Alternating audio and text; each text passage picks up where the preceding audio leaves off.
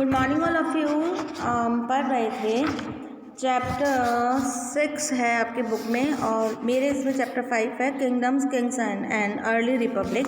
इसका ये पार्ट 3 है। इसमें हमने मगध जो कि बहुत ही पावरफुल जनपद था उसके बारे में पढ़ा था कि मगध जो था बहुत शक्तिशाली जनपद था और क्योंकि यहाँ पर भौगोलिक जो अवस्थाएं थी बहुत अच्छी थी, यहाँ की मिट्टी भी बहुत उपजाऊ थी, पानी भी पर्याप्त मात्रा में उपलब्ध था और यहाँ का ट्रांसपोर्ट वगैरह बहुत अच्छा था, इसलिए यहाँ पर जीवन यापन के बहुत अच्छे सोर्सेस अवेलेबल थे और लोग यहाँ रहते थे। बहुत शक्तिशाली जनपद था यहाँ पे और धन से भी काफ़ी संपन्न था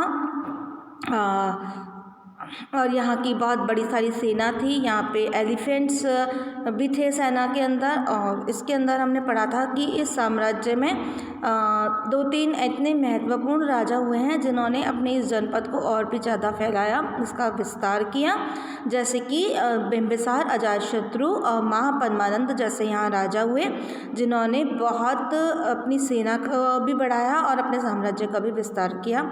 इसके बाद अब जो हमें पढ़ना है वो है later the capital was shifted to Pataliputra. अब जो इसकी राजधानी है वो पाटलिपुत्र बन गई। मगध की राजधानी किसे बनाया गया? पाटलिपुत्र को। More than 2300 years ago a ruler name Alexander who lived in the Macedonia in Europe wanted to become a world conquer. 2300 साल पहले एक यूरोप का राजा था अलेक्जेंडर, आपने नाम इसका सुना होगा। ये बहुत साम्राज्यवादी राजा था।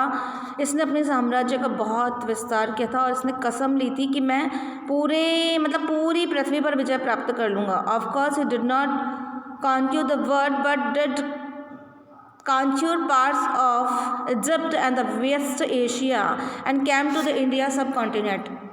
पूरे पृथ्वी की विजय तो नहीं कर पाया लेकिन फिर भी इसने इजिप्ट और वेस्ट एशिया के सारे प्रांत पे विजय प्राप्त की थी, अपने साम्राज्य का विस्तार कर लिया था। उसके बाद ये इंडिया में आया था। Reaching up to the bank of the Beas when he wanted to march further eastwards the soldiers refused। they were scared as they had heard that the rulers of the India had vast armies of foot soldiers and the elephants। जब वो India में आया तो उसको सैनिकों ने लड़ने से मना कर दिया। उन्होंने कहा कि जो इंडिया वाले हैं उनके पास में पैदल सैनिकों की बहुत मात्रा है और उनकी सेना में हाथी भी हैं। And what ways were these armies different from those describe in the Rigveda. उसकी जो सेना थी वो किस तरीके से अलग थी वो ऋग्वेदा में दिखाया गया है। अ क्लोज लुक वज्जी के ऊपर, जिस तरीके से हमने एक महाजनपद मगध के बारे में पढ़ा उसी तरह से वज्जी भी एक पावरफुल किंगडम है, उसके बारे में पढ़ेंगे। While Magadha become a powerful kingdom, Vajji with its capital at Vaishali Bihar was under the different form of government knows as the gana और संगना। वज्जी जो था वो भी एक महत्वपूर्ण जनपद था। इन गाना और sangha there were not one but many rulers. इसमें केवल एक नहीं बल्कि कई राजा हुए। Sometimes even when thousand of men rule together. कई राजाओं ने मिलकर कई बार एक साथ शासन किया। Each one was known as a raja. हर कोई राजा बनना चाहता था। These raja performed rituals together. इन्होंने अपने जो भी धार्मिक रीति रिवाज थे उनको निभाया। They also met in the assemblies and decided what had to be done and law discussion to debate. For example if they were attacked by an enemy they met to discuss what should be done to meet the threat. However women dasa and the kammakaras could not participate in this assemblies. मतलब जब कोई शक्तिशाली राजा आक्रमण कर देता था तो ये सारे राजा जो थे वो सब मिलकर एक मीटिंग करते थे जिसमें कि जो नीची जाति के लोग और जो औरतें होती थी वो शामिल नहीं होती थी। Both the Buddha and Mahavir you will read in the chapter 6 belong to ganas and sanghas and sanghas. Some of most vivid description of the life in sanghas can be found in the Buddhist book. संघ होते ना, संघ मतलब एक जैसे भगवान महावीर और बुद्ध भी उसी काल में हुए, तो भगवान महावीर और बुद्ध को मानने वाले लोगों को आप समझ लीजिए संघ होंगे, तो वो बौद्धि संघ जैसे कहा जाता है, तो वो भी उनके बारे में भी इस समय पढ़ने को मिलता है।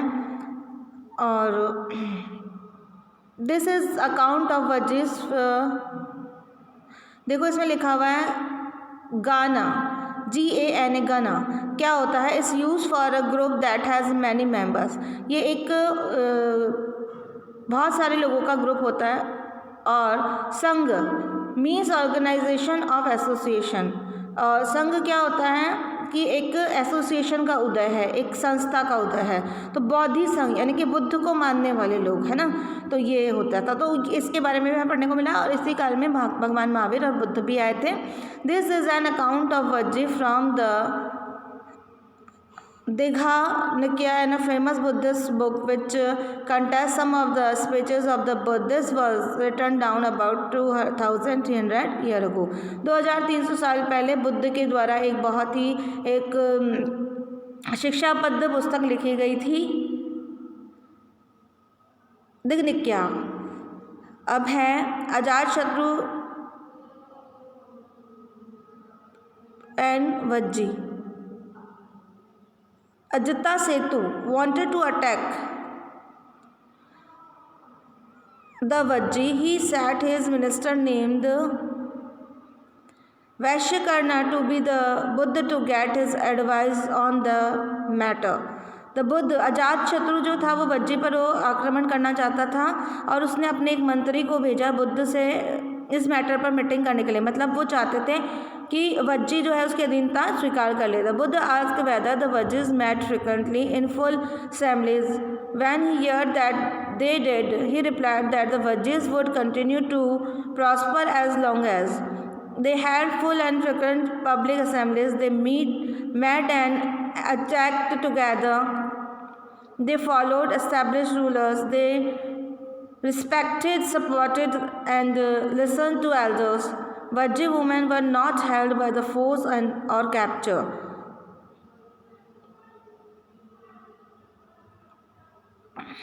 Chaityas were managed in the both towns and villages. Chaitya. Wise sons who followed different beliefs were respected and allowed to enter and leave the country freely. तो जब बुद्ध से मिलकर मीटिंग की गई तो बुद्ध ने कहा कि ठीक है, वज्जी को उसमें शामिल कर लिया जाएगा यदि आपकी अधीनता स्वीकार कर लेगा, लेकिन उसके लिए हमारी कुछ शर्तें हैं, जो कि बुद्ध ने कहा कि कोई भी जो डिसीज़न होगा वो पब्लिक असेंबली में मिलकर लिया जाएगा। लोग जो है और लोगों से वो मिले और उन्होंने सहमति प्राप्त की और कुछ उन्होंने रूल्स बनाए। उसमें ये कहा कि सभी कि बड़ों की रिस्पेक्ट की जाएगी, उसके अलावा बाय द फोर्स और द कैप्चर। और जो वज्जी की जो महिलाएं हैं उनको सेना हाथ नहीं लगाएगी, उनको किसी तरह का फोर्स नहीं दिया जाएगा। चैत्य one maintain in both towns and village. और जो चैत्य बनाए जाएंगे कस्बों में और गांवों में। और जो बुद्धिमान जो रिस्पेक्टेड संत वगैरह हैं उनका बहुत रिस्पेक्ट किया जाएगा। तो इस तरीके से उसने कुछ नियम बनाए बुद्ध ने, जो कि अजातशत्रु के सामने रखे। बोले यदि आपको ये सब मान्य है तो फिर हम उसे एक्सेप्ट कर लेंगे। Rajas of powerful kingdoms try to conquer the sangha. राजा जो शक्तिशाली थे वो इन संघ पे, जैसे कि मैंने बताया बौद्धि संघ होते हैं, बहुत बड़े बड़े संघ होते हैं, उनको अपने अधीन करना चाहते थे। Nevertheless these lasted for a long time till about 1500 years ago, when the last of the guns or the songs were conquered by the Gupta rulers, about whom you will read in chapter 10। इसके बारे में ज़्यादा से जो गंग्स और संग्स हैं इसके बारे में ज़्यादा जानकारी जो है वो हमें चैप्टर 10 में मिलेगी।